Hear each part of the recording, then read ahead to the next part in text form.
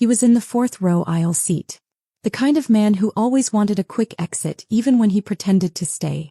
I saw him the second I stepped into the chapel. He didn't move, didn't blink, but I felt the storm rise behind his eyes as I took my first step down the aisle. I kept walking. My heels echoed like punctuation on every promise he ever broke. The veil trailing behind me whispered of new beginnings. And I was no longer the woman who once begged him to notice me. I was the woman he now watched in silence, knowing he would never get a second chance. I didn't look at him. I didn't need to. I could feel him sinking. Every pair of eyes in the room was on me. Some envious, some in awe, others still trying to decide if this was a scandal or a fairy tale. But none of that mattered. Because the man waiting for me at the altar was not just a groom. He was a declaration. Bandro. Sharp jaw, dark eyes, confidence laced into every movement. His hands were folded in front of him, his posture tall, shoulders back. But when our eyes met, something shifted. He softened. Just for me. He smiled. And I swear my whole life blinked back at me. I should have felt nervous. I was marrying the man my ex once called the snake who slithered through boardrooms and bedrooms alike. I was marrying my ex's rival. The man who once vowed to destroy him. But I didn't feel fear. I felt power. Because for the first time in my life I wasn't being chosen. I was choosing. And I was choosing a man who had never once made me feel small. The ceremony was a blur of elegance and precision. White lilies. Candlelight. The soft murmur of violins as we recited vows that felt nothing like the empty ones I'd whispered in my past life. My past life. I remember the day I died. Not physically. Not yet. Emotionally. Spiritually. It was a Tuesday. Rain tapping against the kitchen window, leftovers untouched on the counter. He came home late, again, and didn't bother with a lie that time. Just shrugged and said, "Meetings ran long," as he slipped off his jacket and kissed my cheek like an afterthought. That kiss. God, I hated how it used to fool me. I remember looking at the man I called my husband and realizing I could disappear right in front of him and he wouldn't even notice. I had already disappeared. The girl he married. She was long gone. Swallowed up by silence and compromise. I died in that house with my lipstick wiped off and my hope folded in drawers next to receipts he never let me see. So when the crash came, when the world tilted and I opened my eyes in a hospital bed, broken but alive, I wasn't shocked. I was reborn. And with that rebirth came clarity. I would not return to him. I would not reattach myself to a man who used my love as leverage. I would build a new life. And I would do it on my own terms. Alejandro was never part of the plan. But sometimes fate sends you your revenge dressed as salvation. We met at a charity event 3 months after my recovery. I was still adjusting to the new rhythm of my life. Freedom felt awkward at first, like a dress too beautiful to belong to me. He approached me with 2 glasses of champagne and a smirk that warned me he knew things before I said them. "Looks like your ex underestimated you," he said. I didn't ask how he knew who I was. He handed me the glass and raised his own. "To women who rise from ashes. And burn the men who lit the match." We clinked. I laughed. "That's a dramatic toast." He grinned. "I have a flair for the dramatic." I should have walked away. That I stayed. And he became everything Devon wasn't. Attentive, curious, unapologetically attracted to me. He didn't just look at me. He saw me. And he didn't try to shrink me to fit into his world. He expanded to meet mine. It was intoxicating. When he proposed, I expected it to feel like strategy, 2 powerful names, 1 bold alliance. But when he dropped to one knee, surrounded by candles and secrets, he said something I hadn't been prepared for. "You don't need me to be whole. But if you let me, I'll never make you feel like a half again." And just like that, it wasn't revenge anymore. It was redemption. So I knew this day would come. The day I'd walk down an aisle and face the man who once made me feel like I was easy to leave. And today I didn't just walk. I soared. Alejandro reached for my hands at the altar. His thumb brushed over my knuckles. "You look like war in a wedding dress." I smiled. "I feel like it." We said our vows. We exchanged rings.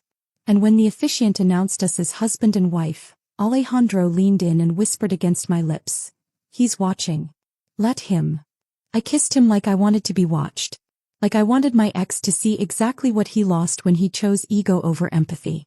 As we turned to face the room, hands clasped, hearts steady, I glanced out of the corner of my eye. Devon hadn't moved. Not a blink. Not a breath. But his regret was louder than applause. And this time it was mine to enjoy. There's a strange sort of stillness that comes after a fire. The kind that hovers in the air like leftover smoke even when the flames are long gone. That was my first marriage. A slow burn that turned into ash before I realized the match had even been lit.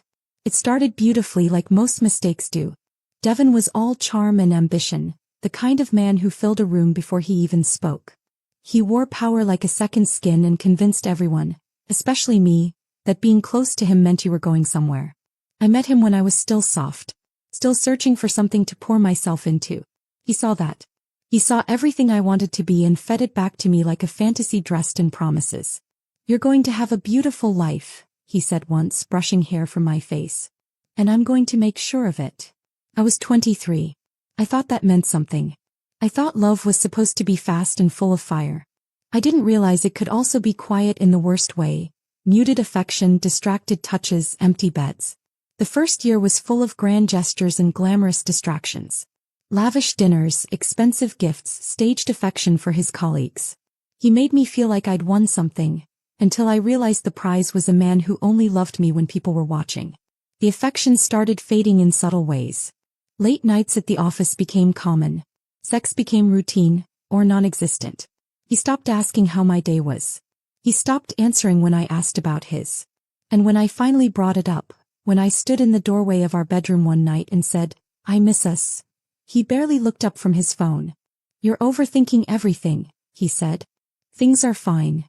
That was his favorite word. Fine. Our marriage was always fine even when I felt like I was disappearing inside it. I remember the worst fight we ever had. Not because of what we said but because of what we didn't. We were getting ready for some charity event. One of those black tie things where the goal was to look perfect and say nothing of substance. I stood in the mirror, struggling with the zipper on my dress when I asked, "Do you even want to go with me, or would you rather take someone who doesn't slow you down?" He didn't answer. Just glanced at me, adjusted his cufflinks and walked out. He left me standing there with my dress halfway up and my heart entirely exposed. I started to learn how to smile in public while bleeding in private. But the real unraveling came later. It wasn't one dramatic betrayal. It was 1,000 small ones. The way he'd compliment other women but forget my birthday. The way his texts turned into one-word replies. The way he made me feel foolish for needing more than he was willing to give. I stopped asking. I stopped expecting. I became the quiet wife. The one who knew her place in photos but not in his life. Then came the accident. It was raining. I had just left a dinner party alone. Devon said he was too tired to go, then posted a photo with a client 20 minutes later. I was driving, crying, not paying attention. My hands shook on the wheel. The crash wasn't catastrophic, but it was enough to knock the air out of my lungs and every illusion out of my head. I woke up in a hospital bed with bruises and a clarity I hadn't felt in years. Devon showed up 3 hours late with a half-dead bouquet and a phone call still in progress in his other hand. He looked at me like I was a problem to solve, not a woman who could have died. He kissed my forehead like a task, asked if I was okay and then said, "You should be more careful." More careful. As if I hadn't spent the last 3 years tiptoeing through his silence. That night when the nurse left and the lights dimmed, I stared at the ceiling and made a vow. Not the kind you whisper in a white dress in front of guests who don't know better. This one was for me. If I get another chance, I won't waste it on someone who forgets I'm alive. And then, something shifted. A week later I left him. No yelling. No scene. Just a suitcase, a single note on the table and the version of myself he would never see again. But fate had other plans. I didn't expect to be reborn. Literally and metaphorically. It sounds impossible. Maybe it is. But there was a moment, one long lucid moment, when I felt like I had crossed some invisible threshold. When time cracked and rearranged itself. I don't know how else to explain it except to say, I woke up in my own past, fully aware of what I had lived through. Same body. Same world. Different awareness. I had a second chance. To live it differently. To choose differently. And I did. I didn't seek out Devon. I avoided every space I once shared with him. I cut ties before they could tangle. I rebuilt myself brick by brutal brick. And then I met Alejandro. God, he was arrogant. Wicked smile, sharp suits, the kind of man who always had the last word. If I had met him the first time around, I probably would have hated him. But now I recognized something else beneath the swagger. He was dangerous, but not in the way Devon was. Alejandro didn't need to tear me down to feel powerful. He just looked at me like I was already powerful. That terrified me. And thrilled me. Because I knew Devon's rival wasn't just going to be a rebound. He was going to be the man who showed me what it felt like to choose myself. And still be loved entirely. So yes. My ex sat in that pew on my wedding day watching me marry the one man he never could outplay. And no, I didn't look back. Because I'd already done that once. And I wasn't going to die in the same fire twice. The first time I saw Alejandro again, this time fully aware of everything, I was wearing red. Not by accident. Not for subtlety. A deep, unapologetic red. The kind of red that whispers power before you even speak. The kind of red that says, yes, I know what I'm doing. And I did. It was at a networking event hosted by his company. The kind of thing I once would have attended at Devon's side, nodding politely while men explained things to me I already understood. This time I walked in alone. I spotted Alejandro almost immediately. He was holding court near the bar, surrounded by people drawn to the gravity of his presence. It wasn't just that he was handsome, though he was infuriatingly so. It was the way he carried himself. Effortless. Calculated. Like the air bent slightly around him when he moved. He hadn't seen me yet. And I hadn't decided what I'd do when he did. The last time I encountered Alejandro in my past life, I was Devon's quiet shadow, introduced as my wife. You've probably seen her in Vogue once or twice. Alejandro barely acknowledged me then. A nod. A glance. His disdain for Devon bled into his opinion of everyone Devon kept close. Including me. This time I wanted him to see me as I really was. Or maybe I wanted him to see who I had become without Devon's name clinging to mine. I stood at the edge of the room, sipping a cocktail I didn't like, pretending I wasn't calculating every move. And then our eyes met. It was like striking a match. He paused mid-sentence, turned slightly, one brow lifting, barely noticeable unless you were looking for it. Which I was. He excused himself from the group and walked toward me with deliberate steps. Every footfall echoed like a countdown I hadn't agreed to. And when he finally stood in front of me, he said the same thing he did the first time we met. I don't think I've seen you before. I tilted my head, smiling. That's funny. I remember you exactly. A beat. He studied me. And how do you remember me? He asked. Arrogant. Impressive. Slightly dangerous. His smile deepened. Flattered. And you? I took a slow sip from my glass. Rewritten. He let out a soft laugh. Well, rewritten, I'm Alejandro. I said, shaking his hand. I didn't flinch when his fingers lingered. I let them. For a moment we just looked at each other. I could see the gears turning in his mind. He was intrigued but not sure why. I could tell he was trying to place me, wondering if we'd met before, sensing something familiar but unable to find the thread. Good. Let him wonder. We talked. About nothing at first. The venue. The terrible lighting. His tie. Navy, silk, clearly expensive. I made a joke about him being overdressed. He made one about me being dangerous in red. But beneath the banter was something sharper. Tension. Curiosity. Recognition without memory. You carry yourself like someone who's been through fire, he said eventually, the flirtation dipping into something more serious. Maybe I have. He tilted his head. Did you survive it? No, I said. I built something better from the ashes. That silenced him for a moment. He wasn't used to women who didn't try to impress him. I wasn't trying to do anything but be myself, which for a man like Alejandro, was the most disarming thing I could have done. He glanced around the room, then leaned in slightly. Can I ask you something dangerous? I nodded. Are you here to do business or start a war? I smiled. Who says I can't do both? His eyes gleamed. You're fascinating. Careful, I said. I bite. I hope so. The conversation flowed effortlessly after that, each line layered with more subtext than a political memoir. We talked about business, power, public masks, and private costs. I realized that beneath his sharp edges, Alejandro wasn't just a rival to Devon. He was something else entirely. He was the version of success that didn't require silence. That didn't ask women to shrink themselves. He was dangerous, yes, but only to the kind of man who built kingdoms on manipulation and called it charm. When the night wound down, he asked if he could walk me to my car. I said yes. He didn't try anything. He didn't hover. Just walked beside me in a silence that felt respectful, almost reverent. When we reached the curb, he turned to me and said, "If I wanted to see you again, would I have to stage another gala?" I laughed softly. "That depends. Do you want to see me, or do you want to know why I walked in tonight looking like vengeance in heels?"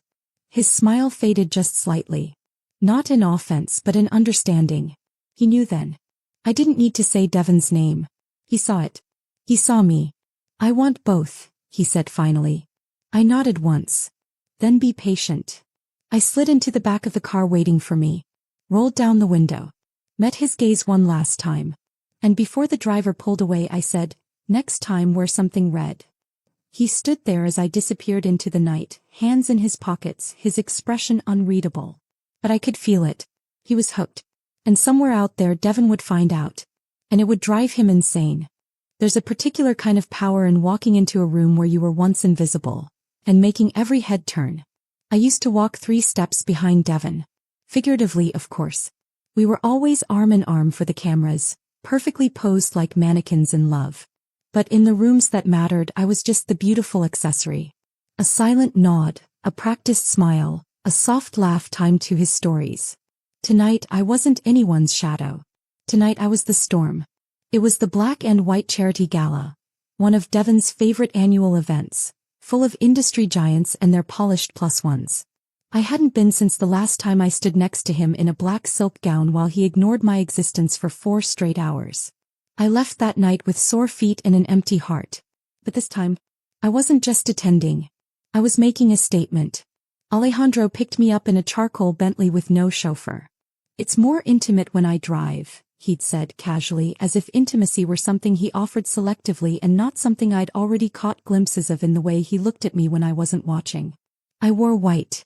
Against a sea of black suits and black dresses, I glowed. The gown was clean and elegant, strapless with a plunging back, a satin ribbon at the waist that matched the fire in my eyes. My hair was up. My heels were high. My skin, bare except for a necklace Devon once said was too loud for you. Funny how things that were too much for him felt perfect on me now. We stepped inside the venue just past 8 o'clock. The room was buzzing, chandeliers sparkling overhead, the clinking of glasses, murmurs of business deals wrapped in small talk. But when we entered, I swear the air shifted. Eyes turned. Some in recognition. Some in confusion. Others in amusement. And then I saw him. Devon. Standing near the bar, surrounded by the same people he always tried to impress. He was wearing his signature smirk, the one that said "I've already won." But the moment his eyes landed on me, something cracked. He blinked like he wasn't sure I was real. Then he saw Alejandro beside me. His jaw clenched. Perfect. We didn't go to him. We didn't need to.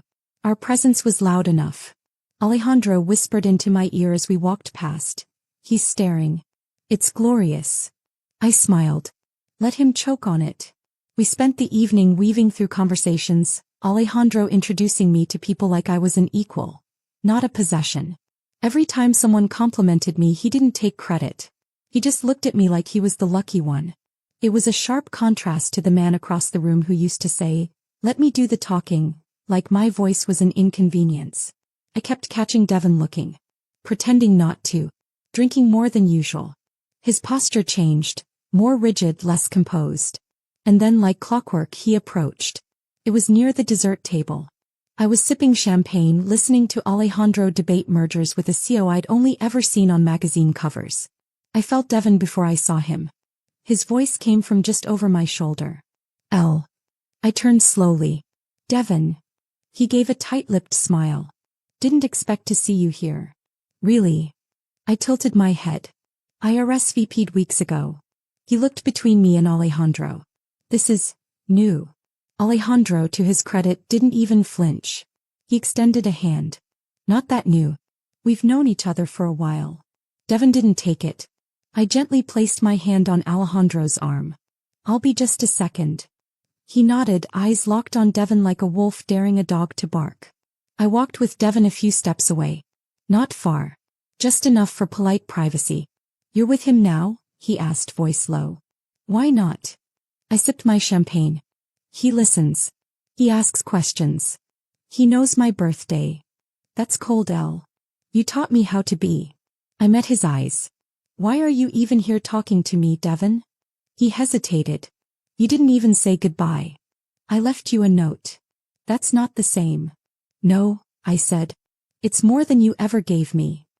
He looked away for a moment, exhaled sharply. He's not who you think he is. I smiled.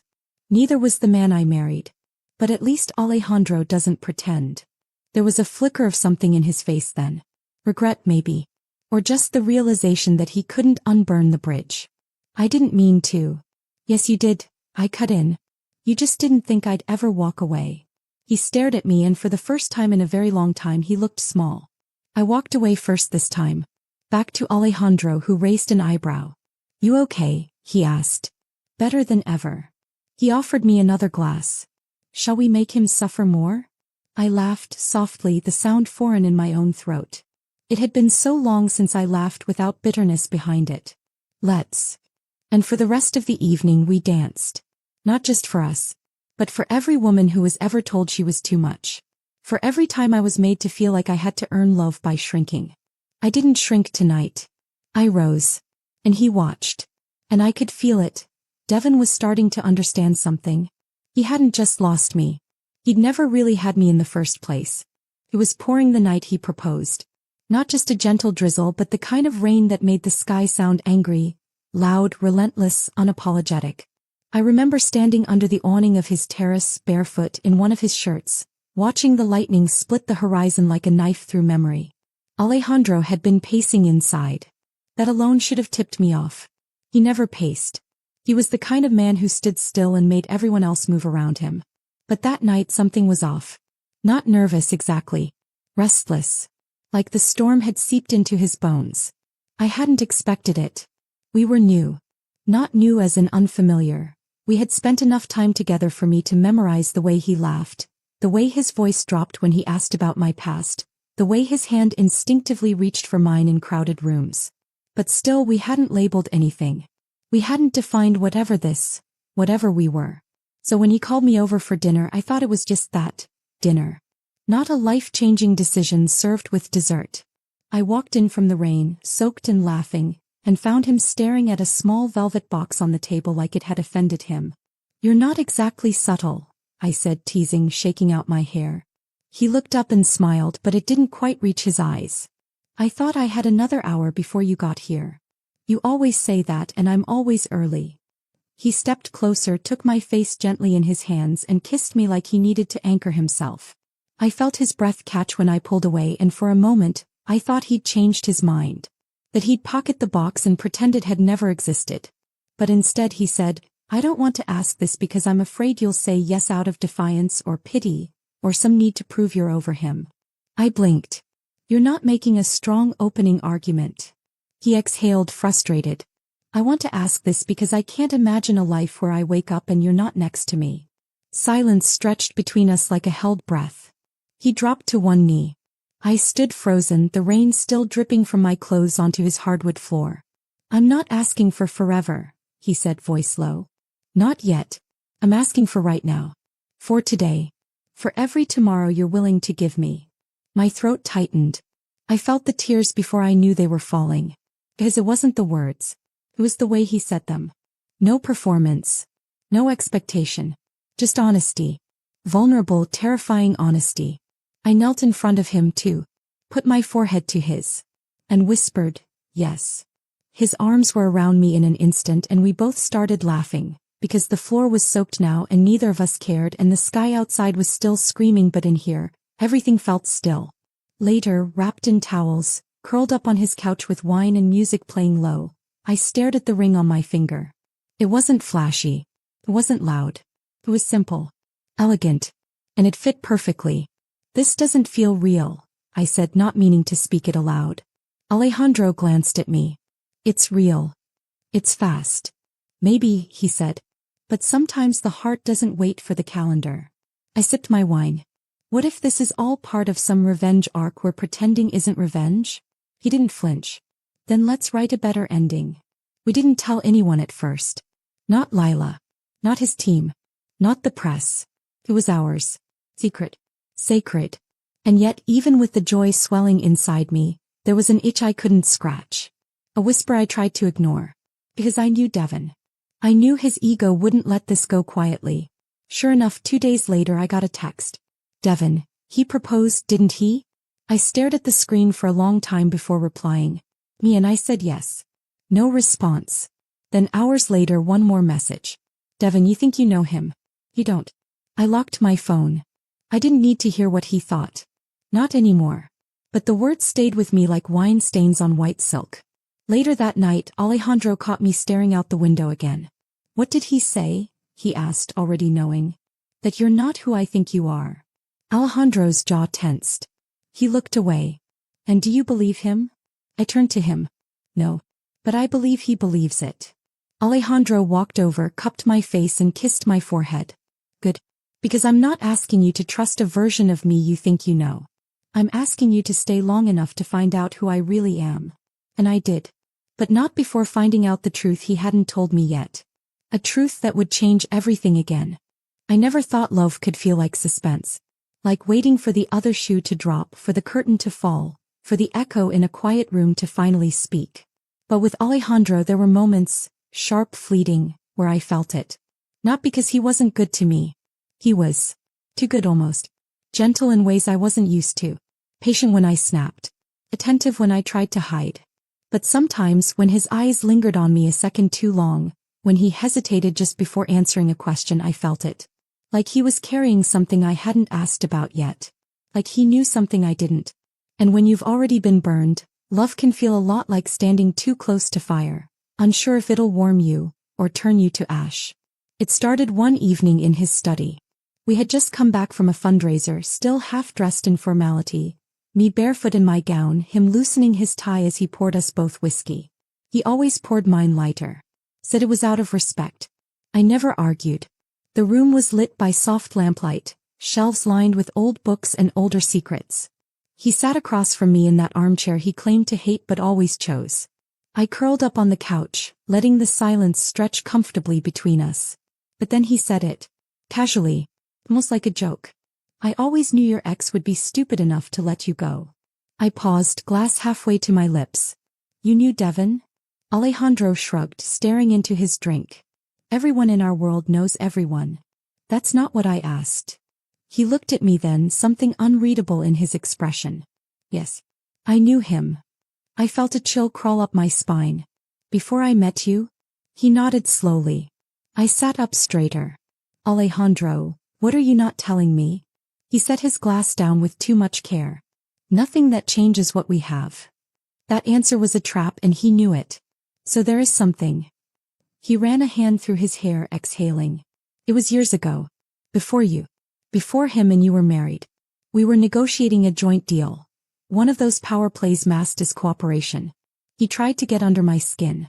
Said some things he shouldn't have. Used you as a pawn even then. My stomach turned. Used me how? Alejandro hesitated, and that told me everything. You were just a name to him, he said finally. A woman he was courting. But he spoke like you were already property. I felt the heat rise in my chest, equal parts shame and fury. I didn't say anything then, he continued. But when I saw you at that event standing next to him like a ghost in a glass case, I remembered. I set my glass down.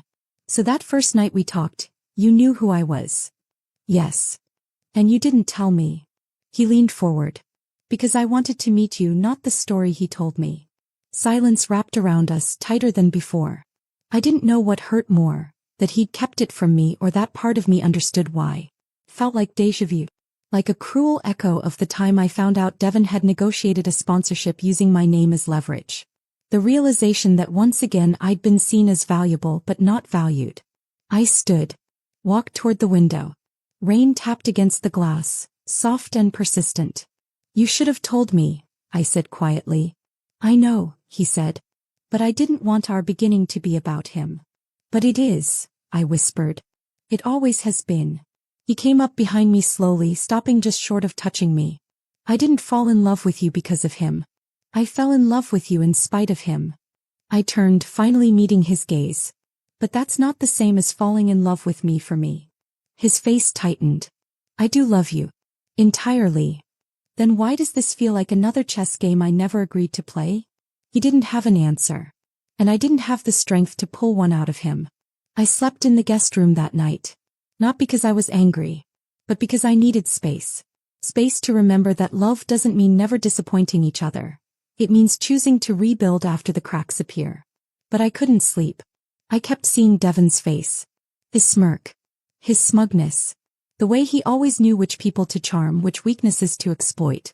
And I started wondering, had Alejandro really chosen me first? Or had I just been a trophy he stole from a man he hated? The next morning Alejandro made breakfast. Quietly. Carefully. I sat across from him in silence, picking at my food. The air between us was heavy but not broken. Not yet. I'm not him, he said finally, not looking up. I know, I said. But sometimes I wonder if you still want to beat him more than you want to love me. He winced. That's not fair. Neither is finding out I was part of your rivalry before I was your fiancé. He sighed. You were never part of it. You were the only thing real in all of it. And maybe that was true. But even real things can start from lies.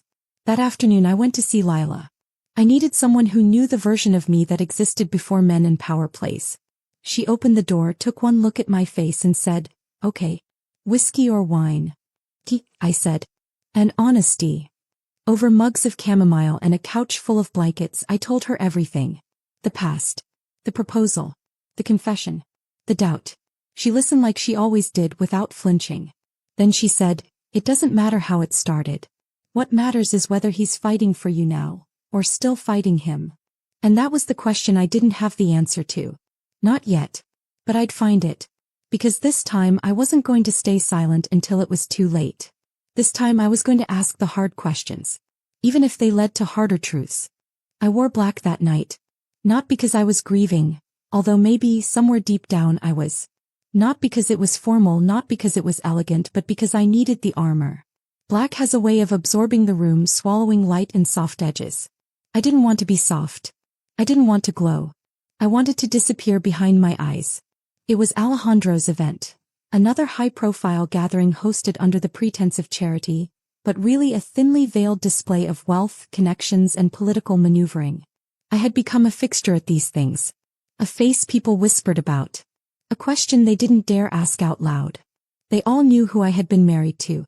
And now they knew who I was about to marry.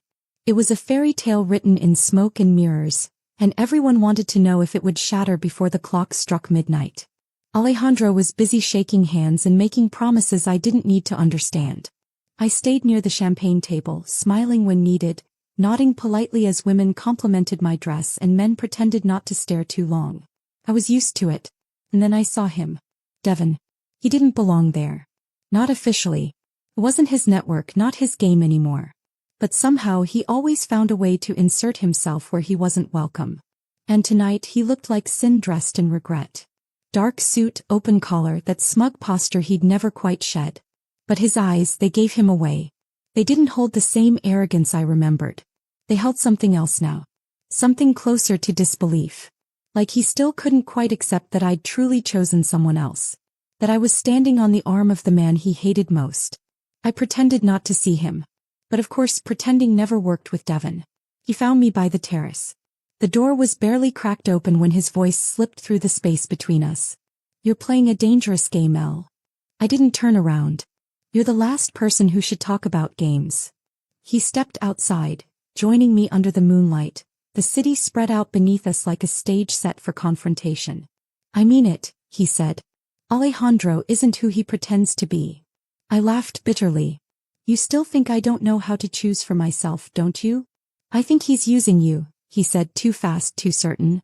"Just like he uses everyone." I finally faced him. "And what were you doing? When you paraded me around like a trophy? When you spoke about me like I was a luxury car you'd acquired?" He looked stung. For a second. Then the wall came back up. "That was different." "No," I said. "It wasn't." Devon stepped closer, lowering his voice. "I didn't love you well, I know that. But I did love you. I didn't flinch. Funny how you only remember that now that someone else does too." I'm trying to protect you. I laughed. From what? Happiness. He swallowed hard. From the fallout. He's not clean. He's made enemies you don't see. Deals you don't know about. He's dangerous. And yet, I said, stepping back, the most damage ever done to me came from someone perfectly clean on paper. He stared at me, jaw clenched, fists curling at his sides. You're not the same. No, I said. I'm not. The door behind us opened and Alejandro stepped out. His eyes landed on Devon, then on me. He didn't speak. Didn't demand an explanation. He just waited. It was Devon who broke the silence. I hope he breaks you slower than I did.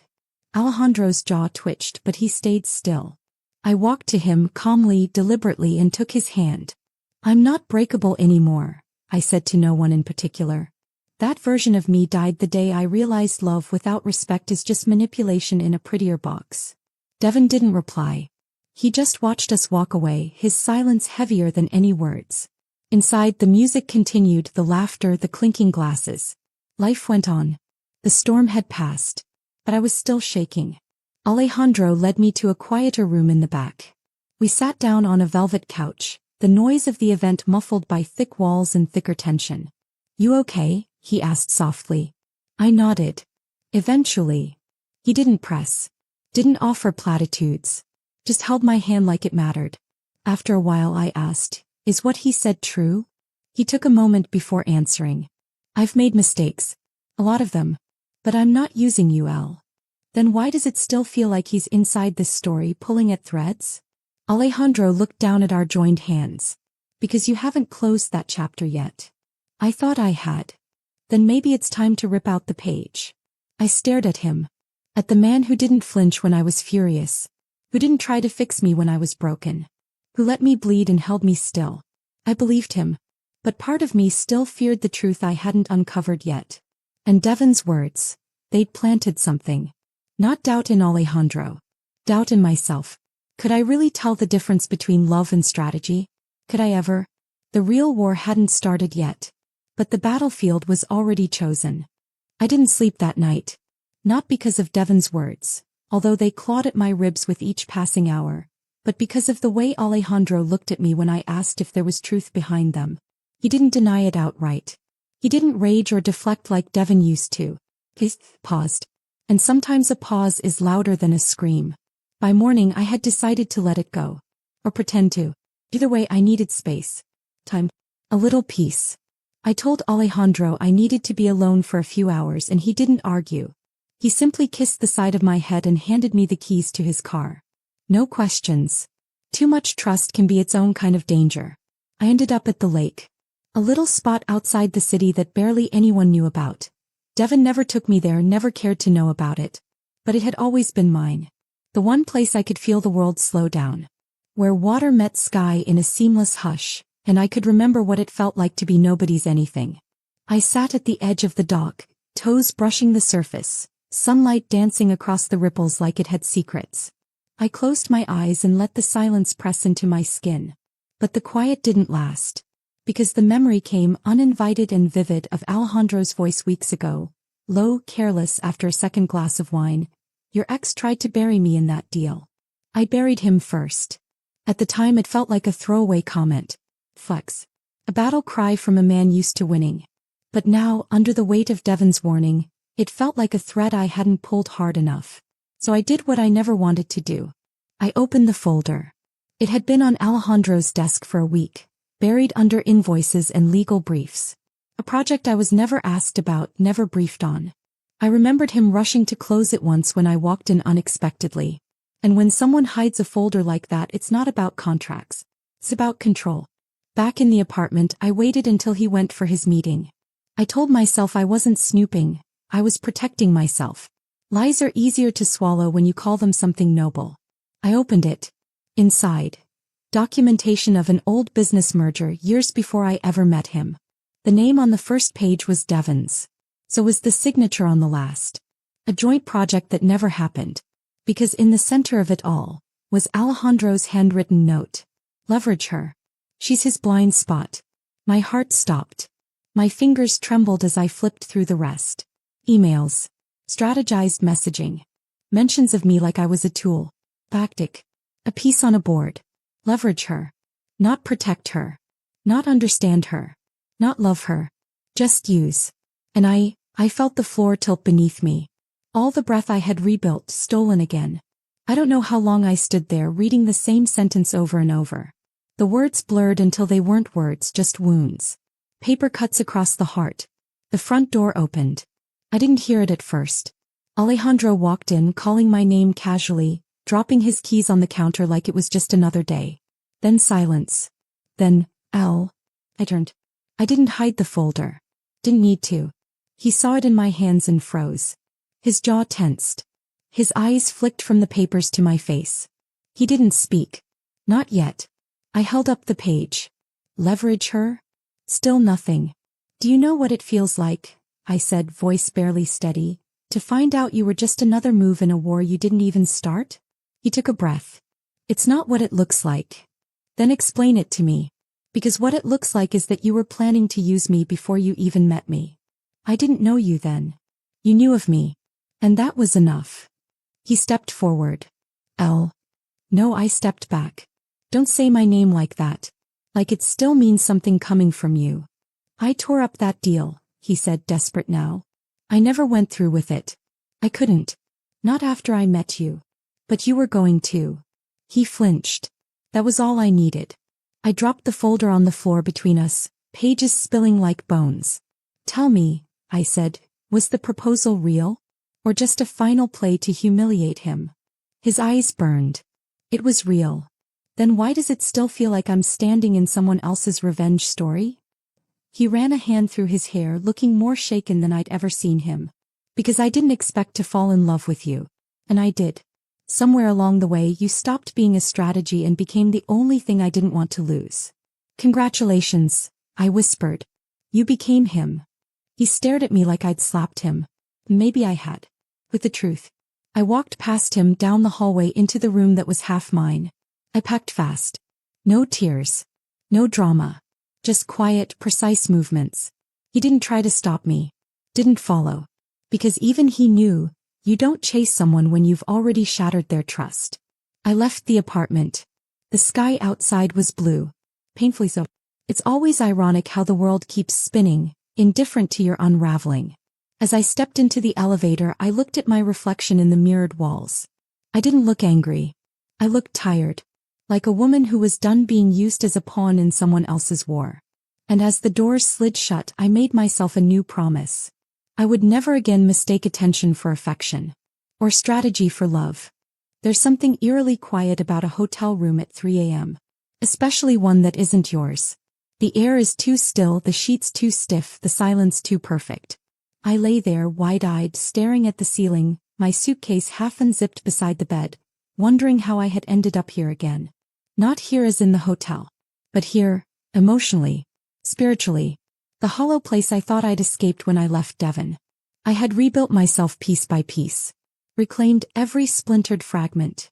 And yet there I was, alone in another sterile room, drowning in the same kind of betrayal I had sworn I'd never taste again. Only this time it hurt differently. Not because Alejandro had lied. But because a part of me had truly believed he wouldn't. The next morning I didn't cry. I didn't scream. I just sat at the little desk by the window, hair tied up, coffee cooling beside me, and I started to write. Not to Alejandro. Not to Devon. To myself. To the version of me that had been dragged through the fire twice. The girl who always offered the benefit of the doubt until it smothered her. I wrote everything. What I felt. What I feared. What I was ashamed to admit. And when I was done, I folded the pages, sealed them in an envelope, and slid it into the nightstand drawer like a confession meant only for the dark. I needed space. I needed air. I wandered the city like a ghost in heels, unseen, unspoken, unraveling quietly. Around noon I ducked into a bookstore cafe. Not because I needed a book, but because I needed to remember there were still quiet corners of the world untouched by betrayal. I ordered chamomile tea. Sat in the back. Tried to pretend I was just another woman passing time. But the moment I heard his voice, the illusion cracked. L. I looked up. Lucas. I hadn't seen him in years, not since college. He looked exactly the same, only sharper. Still wore reading glasses he didn't need. Still had that boyish nervous energy that made women feel safe without even trying. He looked surprised. And then concerned. You okay? I opened my mouth to lie. Closed it. Then shrugged. No. He sat across from me without asking. Didn't press. Just waited. After a while I said, "It's been a long month." He smiled gently. "It's been a long few years if I remember you correctly." I laughed. Really laughed. And God, it felt foreign in my throat. We talked for 2 hours. Nothing about Devon. Nothing about Alejandro. Just books. Life. His recent divorce. My rediscovered love for tea. And in that moment I remembered something so painfully simple. There are still people in this world who see you without trying to own you. That night I went back to my apartment. Not the one I shared with Alejandro. The small one I had rented just after Devon. The one that still smelled like lavender and dust with furniture that didn't match and art that did. It felt like sanctuary. Like mine. I lit a candle. Played soft music. Sat on the couch with my legs tucked beneath me. And then the doorbell rang. I knew who it was before I even stood. Alejandro.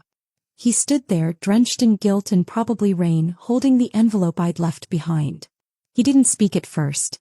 Just held it out to me. I read it. I stared at him. "It wasn't meant for you." "I know," he said. "But I had to." I stepped back. Let him in. He didn't touch me. Didn't try. Just stood in the middle of my living room, looking smaller than I'd ever seen him. "I used to think revenge was about power," he said. "About proving you could take back what was stolen." He swallowed. "But then I met you and it changed. I didn't know it at first. Thought it was still the game. But then you started making me laugh. You started seeing me. And suddenly it wasn't about him anymore. It was about you." I crossed my arms. "Then why didn't you tell me the truth?" "Because I was afraid I'd lose you before I had the chance to become the man who deserved you." The words hung between us. "I hate that you used me," I said quietly. "Even if it was before everything. Even if you stopped." "I hate it too," he whispered. Silence again. But this time it didn't feel like a weapon. It felt like mourning. I walked to him, stopped just short of touching. "So what now?" His voice was almost broken. "Now I wait. Until you decide whether you want to start over. Or say goodbye." He didn't try to kiss me. Didn't ask to stay. He just left. And for the first time in a long time, I didn't feel like something had been taken from me. I felt like I had finally taken something back. My voice. My choice. Myself. I didn't know what I was going to do next. But I knew it would be mine. Devon showed up uninvited. Of course he did. I was on the rooftop of my old apartment building, curled up in a blanket with a cup of tea and a book I wasn't really reading. The city stretched around me like a glittering wound, pulsing in the night, loud and alive and painfully indifferent. I'd come up there to think or to stop thinking, I wasn't sure which. But either way, I didn't expect to hear his voice again. Didn't think I'd find you here. I didn't look up. You shouldn't have. He walked closer. His shoes echoed against the concrete, sharp and rhythmic like the beat of a headache. I could smell his cologne before I saw his face. Same scent. Same man. Still believing access meant ownership. "I figured you'd want someone to talk to," he said. I sipped my tea, still staring out at the skyline. "You figured wrong." He sat anyway. Right beside me. Too close. Like old habits die harder than truth. "You left him." It wasn't a question. It was a smug little statement. A declaration. Like he was proud of it. I finally turned my head, met his eyes. They were hungry. Not with love, but with satisfaction. "You think this means you were right," I said. He gave a small shrug. "I never said I was happy about it. No. Just satisfied." He didn't deny it. Just looked out at the city like it owed him something. He always did that. As if he believed the skyline was just waiting to be conquered by his next move. "I didn't come here to gloat," he added, quieter this time. "I came because I still care." That made me laugh. Sharp and sudden. It startled him. "You care," I echoed. "Yes. Devon, you cared about winning. You cared about control. About image. But me. You only cared when someone else did first." His mouth opened. Closed. I didn't stop. You know what the worst part was? Not the betrayal. Not the neglect. It was realizing that I kept trying to become the kind of woman you'd fight for, while you were too busy trying to make me smaller. That's not true. No. I leaned in, voice ice. You told people I was lucky to have you. You treated me like decoration. You never asked what I wanted unless it made you look good. He looked away. I made mistakes. Mistakes, I repeated. Is that what you call it when you use someone until they forget who they are? He went quiet again. But this time it wasn't smugness. It was shame. I stood, pulling the blanket tighter around me. The wind picked up, cool against my cheeks, and I welcomed it. Let it cut through the leftover heat of him. I didn't leave Alejandro for you, I said. Don't twist this into some story where you get to be the hero in the end. I didn't say that. You didn't have to. He stood too, hands in his coat pockets. So what happens now? I looked at him. At the man who once held all of me and didn't know what to do with it. At the man who watched me burn and blamed me for the smoke. What happens now is simple, I said. You go home. You keep living the life you built on silence. And I keep rebuilding mine on truth. He opened his mouth, then stopped. This time I walked away first. Down the stairs, into the night, into the sharp breath of freedom I'd earned the hard way. The next morning I got a call. Not from Devon. Not from Alejandro. From Lucas. He invited me to breakfast. No pressure. No questions. Just pancakes and coffee and maybe a quiet place to think. And I said yes. Because I was tired of power plays. Tired of men who loved to hear themselves talk and forgot to listen. Lucas was gentle. Steady. We sat at a booth by the window of a quiet diner while sunlight spilled across the table. He told me about the novel he'd been writing. I told him about the folder. The proposal. The lies. He didn't flinch. He just said, I'm sorry. And not like he wanted to fix it. Not like he wanted to rescue me. Just because it hurt and someone should be sorry. I started to cry and he didn't try to make it stop. He just let it happen. Let me fall apart without asking me to put myself back together for his sake. Afterward he walked me home. When we reached my door he looked at me and said, You deserve better. I thought I found it, I whispered. He nodded. Maybe you still did. Sometimes better isn't forever. It's just the next step out of something worse. I didn't know what to say. So I didn't say anything. I hugged him. Longer than I meant to. And when he left I didn't feel broken. Clear. Later that night I sat in bed staring at my phone. Alejandro hadn't called again. Hadn't texted. He was giving me space just like I asked. But I wasn't ready to call him yet either. Not because I didn't still love him. But because love without trust isn't love. It's dependency wearing perfume. And I wasn't dependent anymore. That night I wrote again. Not a letter. Not a journal entry. A vow. To myself. No more shrinking. No more silence. No more apologizing for taking up space in my own life. I folded it neatly. Slipped it under my pillow. And finally slept without dreaming of either of them. It started with a knock. Not a loud, urgent knock. Not one of those desperate, chaotic, let me explain knocks that usually come with groveling exes and unwanted apologies. No. This one was soft, tentative even. Like whoever was behind it wasn't sure if they deserved to be there at all. I sat still on the couch for a few seconds, heart thudding louder than it had any right to. I already knew it wasn't Devon. He would have texted first. Something arrogant, something performative. And it wasn't Lucas. He never just dropped by. Respect was his default language. So when I finally stood and opened the door, I wasn't surprised to find Alejandro on the other side. What surprised me was how different he looked. No suit. No smugness. Just jeans, a worn sweater, and eyes that had clearly lost sleep over me. He held something in his hands. A small box, old and scuffed, like it had been through too many years of being hidden and not enough years of being understood. He didn't speak right away. Just looked at me like he wasn't sure if he was allowed to anymore. May I come in? I hesitated. He didn't push. That mattered. I stepped aside and nodded. He entered slowly as if afraid the space might reject him on instinct. I led him to the living room. He sat on the edge of the couch like it might vanish beneath him if he leaned too hard. He placed the box on the coffee table between us, then looked at me. You wrote that letter, he said, voice quiet, and it wrecked me. I stayed silent. He took a breath. Not because it was angry, but because it wasn't. You didn't yell. You didn't accuse. You just let go. I folded my arms. And I needed to earn the right to ask you something. So I spent the last 3 weeks trying to figure out if there was anything I hadn't told you yet. Anything left to confess. He tapped the box. This is the last of it. I stared at it. He opened the lid slowly like it was sacred. Inside were scraps of a man I didn't fully know. Old photos. A letter. Crumpled, yellowed, dated 5 years ago. And a small key. I started writing this letter before I ever met you, he said. Back when I still thought revenge was a language I could speak fluently. Back when Devon was just a name on a list I wanted to bury. I picked up the letter. It wasn't addressed to anyone. But it was clearly about me. About a woman he'd only heard about through industry gossip and power brunches. A woman Devon had once bragged about.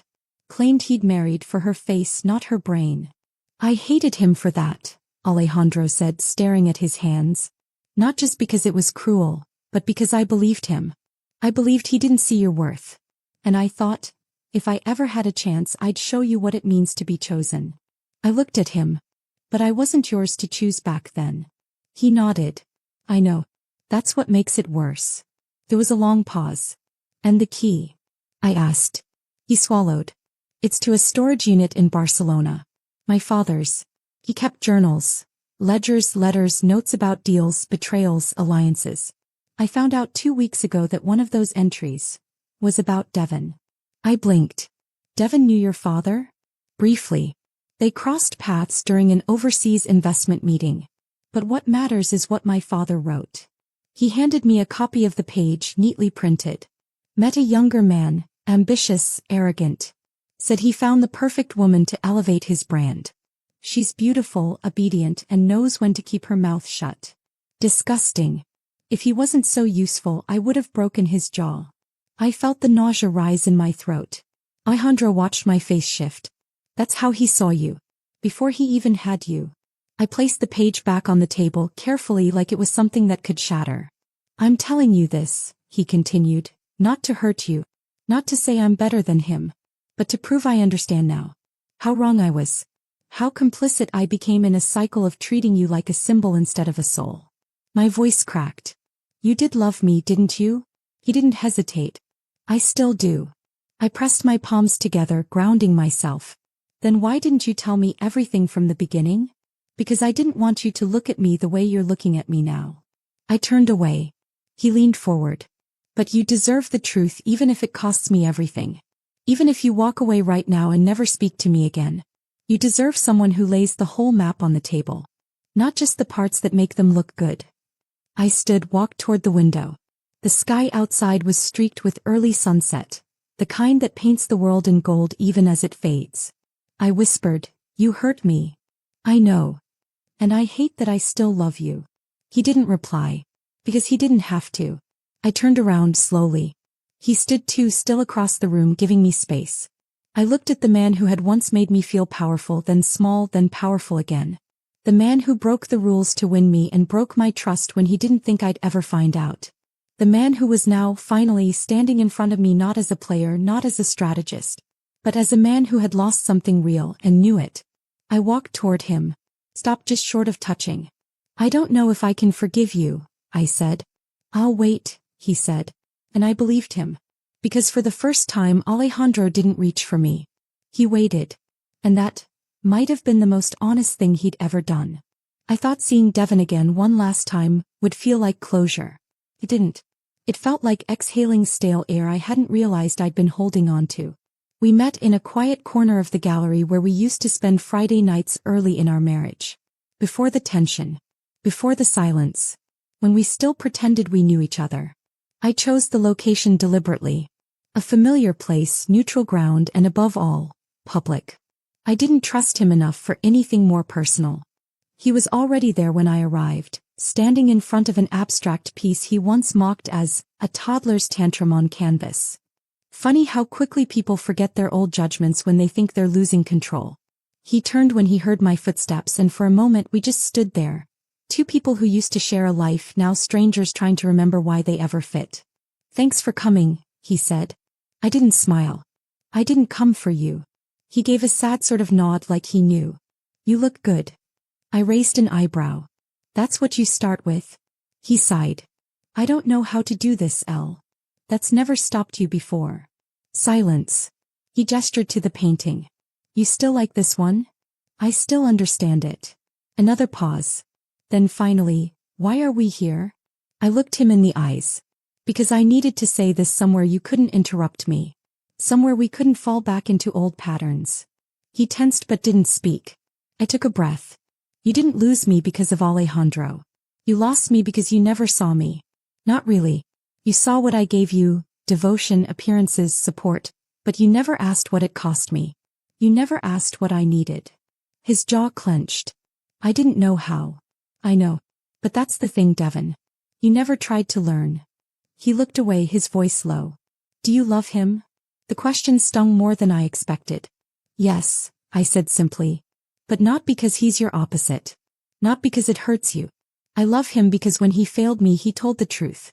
And you told me what you thought would shut me up. He turned back to me and for once the arrogance was gone. I didn't mean to hurt you. I nodded. But you did. Over and over. And you kept calling it love. He swallowed hard. So that's it. No, I said, stepping closer. This is me finally forgiving you. His eyes widened. You're forgiving me? Yes. Not because you deserve it. But because I do. I deserve to let go of everything you couldn't give me. Everything you made me think I wasn't enough for. He blinked and I think he wanted to cry. But Devon never cried. So he just nodded like a man accepting a sentence he knew was just. And I walked away. No drama. No yelling. Just peace. I felt light. Empty but not in a hollow way. More like a room that's finally been cleaned out. When I got back to my apartment there was a letter waiting for me. Alejandro. He hadn't texted. Hadn't called. Just left a note slipped under my door. I opened it slowly, hands trembling. I won't ask for more time. I won't beg. I won't pretend what I did didn't hurt you. But I want you to know, whatever war I started before I met you, it ended the moment I fell in love with you. I don't want to win anymore. I want to grow. With you or without you, I'll keep becoming the man you believed I could be. But God, I hope it's with you. No flowers. No gifts. Just words. Honest, bare, unpolished. I read it twice. 3 times. Then folded it neatly and placed it inside my journal. I didn't call him that night. Instead I sat by the window and watched the city breathe. And I breathed with it. Not as someone's wife. Not as someone's pawn. As myself. For the first time in 2 lifetimes, I was truly free. And I didn't need anyone to complete me. But I was finally ready, maybe, just maybe, to let someone stand beside me. He waited. For a week. Then another. No calls. No texts. No dramatic grand gestures like Devon would have done. Roses on doorsteps or late-night voicemails full of guilt disguised as poetry. Alejandro just waited. And that, in its own quiet way, was more powerful than any apology. It gave me space to remember who I was outside of all of it. Outside the war, the betrayal, the fire I'd walked through. I got up in the mornings without a man's voice in my head. I brewed my own coffee, read the paper, even started painting again. Terribly. But it was mine. Lila noticed the change first. You're lighter, she said, watching me swirl noodles into a pot during our weekly dinner. Like your soul's not dragging a body behind it anymore. I smiled. I let go. Of him. Of all of them. She tilted her head. And what about you? I blinked. What about me? Did you let go of yourself too in the process of surviving them? I didn't answer. But I thought about it for days. Until I realized the answer wasn't no. It wasn't yes either. It was, not yet. Which is why I found myself standing in front of that coffee shop again. The one where Alejandro and I had our first real conversation. The one where he told me I looked like a storm. Where he didn't try to own me or fix me. Just saw me. I walked inside. And there he was. Not waiting for me, not lurking like he knew I'd come. He was just there. Reading a book. Sipping espresso. Existing. He looked up and blinked slowly. For a second he didn't move. Then he stood. Elle. His voice cracked around the edges. Hi, I said. He hesitated. Do I hug you? Or do I just stand here and suffer silently? A small laugh escaped me. Let's start with coffee. We sat across from each other again. Just like that first day. But everything had changed. I studied him. His face was tired, but there was something else there too. Humility. Patience. He wasn't performing. He wasn't calculating. I read your letter, I said. He nodded. I meant every word. I know. Silence settled between us, warm this time. Not sharp. Not tense. He cleared his throat. I never wanted to be the man who broke you. You weren't. I paused. Devon did that. He just reminded me that healing isn't linear. He looked at his hands. I think I loved the idea of rescuing you. And when I realized you didn't need rescuing, I panicked. You don't get to rescue women who already saved themselves. He smiled faintly. I'm learning. I'm still angry, I admitted. Still sorting through all of it. But I'm also here. And that means something. He met my eyes. It means everything. We talked. 4 hours. About the in-between moments. About what came next. About what love means when it's no longer dressed in revenge or control or performance. At some point I touched his hand across the table. I'm not the woman I was when we met, I said. I wouldn't want you to be, he replied. She was hurting. You're healing. Tears prickled in the corners of my eyes. I don't know if I can forget the way it started. You don't have to, he whispered. We just have to decide what the next chapter looks like. Later that week we met again. Then again. It wasn't rushed. It wasn't forced. It wasn't anything like the whirlwind that had brought us together. It was slow, deliberate, honest. And one night in the quiet of my apartment, wrapped in the same blanket I'd cried into months earlier, I looked at him and said, yes. Not to a question. Just to him. To us. To the possibility of something better. He held me. Not possessively. Not like I was something he'd earned. But like he was grateful I had found my way back. Why now? He asked. Because I finally love myself enough to love someone else again. He didn't say anything. He just kissed my forehead and let me rest against his chest.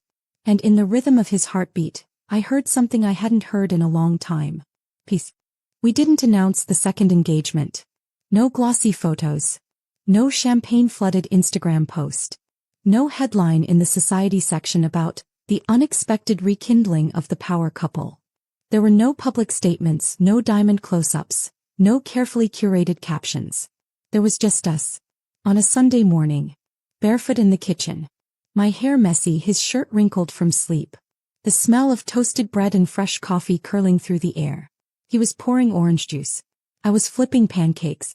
And then he looked at me like I'd become the answer to every unasked question he'd ever been too proud to speak. I want to marry you again, he said so gently, like he was offering something sacred. But this time for the right reasons. I froze, spatula midair.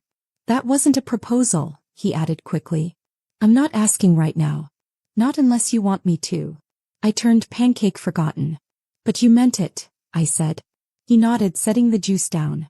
Every part of me does. We stared at each other in that warm, quiet moment. The hum of the fridge in the background, the city muted through our balcony windows. This time there were no conditions. No rivalries. No strategy. Just the two of us, standing in the wreckage and regrowth of everything we'd been through and choosing each other anyway. I walked over, stood in front of him, heart open and calm. Not racing. Not terrified. Just steady. Ask me, I said. He blinked. Now. I nodded. He didn't drop to one knee. Didn't pull out a ring. Didn't make a spectacle. He simply took my hands and whispered, "Will you marry me?" And I whispered back, "Yes." No one cheered. No cameras clicked. But in that kitchen 2 hearts rebuilt themselves in real time. Quietly. Honestly. We got married 1 month later. Not at a cathedral. Not at a vineyard with an aerial drone filming every tear. We chose a small garden tucked away behind an old inn on the outskirts of the city. Just 20 guests. People who'd actually seen us bleed and patch the wounds. Lila was my maid of honor, naturally. She cried before I even put on the dress. Lucas came too. He brought a date. A kind woman with quiet eyes. He hugged me afterward and said, "You made it through the storm." Alejandro looked unreal in a light gray suit, no tie, sleeves rolled slightly as if to say, "I don't need to be perfect to be worthy." And he didn't. Our vows weren't rehearsed. They weren't written. We just spoke. And when it was my turn, I said, I don't believe in fairy tales anymore.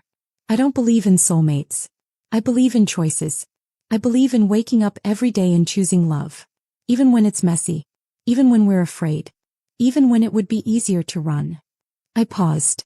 And I choose you. Not because you saved me. But because I saved myself. And you waited for me to come home to my own heart first. When the officiant finally said, You may kiss the bride, we both laughed through our tears. It wasn't a kiss to seal a deal. It wasn't a performance. It was a promise. Later that night we didn't have a ballroom reception or a 12-tier cake. We danced barefoot under fairy lights in the garden. The music low, the stars shameless above us. Alejandro whispered in my ear, You feel like home. I leaned into him. That's because I finally brought myself with me. And I did. Every part of me. The broken pieces. The woman who loved too deeply and the one who had learned how to hold boundaries without apology. The girl who used to cry in silence. The woman who laughs now without seeking permission. We didn't talk about Devon anymore. Not because we pretended it never happened, but because it didn't define us. He became a shadow behind a locked door. Acknowledged, understood, but no longer invited in. That night, after the last guest left and the lights flickered low, Alejandro carried me upstairs. He set me down on the bed and kissed the top of my shoulder like it was a prayer. I looked at him and said, Thank you. For what? For not needing me to be small. He rested his forehead against mine. Thank you for making me earn your yes. And in the hush of that moment I realized something. This wasn't my second chance. It was my first real one. The first time I walked into marriage with my eyes open. No illusions. No desperation. Just love. And truth. And the courage to begin again. He watched from a distance. I don't know how he found out. Maybe a whisper in a boardroom. Maybe a tagged photo someone forgot to hide. Maybe he was just waiting, quietly lurking at the edge of my story, hoping it would circle back to him. It didn't. But I know he saw. The article went viral in our circles. Power couple rewrites the rules of love. With a candid photo from the garden, Alejandro kissing my cheek while I laughed into the curve of his neck. It wasn't staged. We hadn't even noticed the camera. That was the moment everyone clung to. But I knew which part he saw first. It was the look in my eyes. That softness. That calm. The way I didn't look like I was performing anymore. The way I looked like I belonged to myself. Devon didn't reach out. Not this time. No text.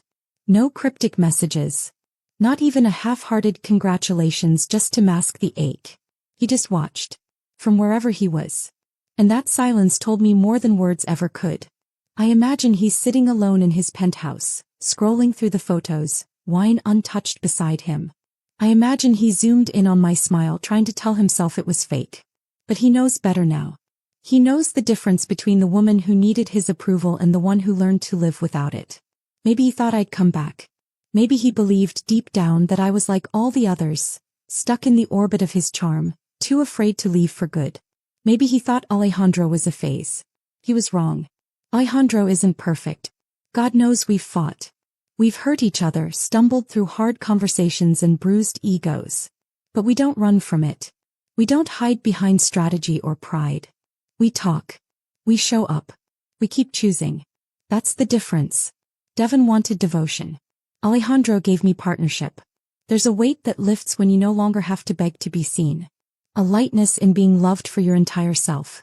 Even the parts still healing, still unsure, still trembling. And I am still healing. Not because of what Devon did.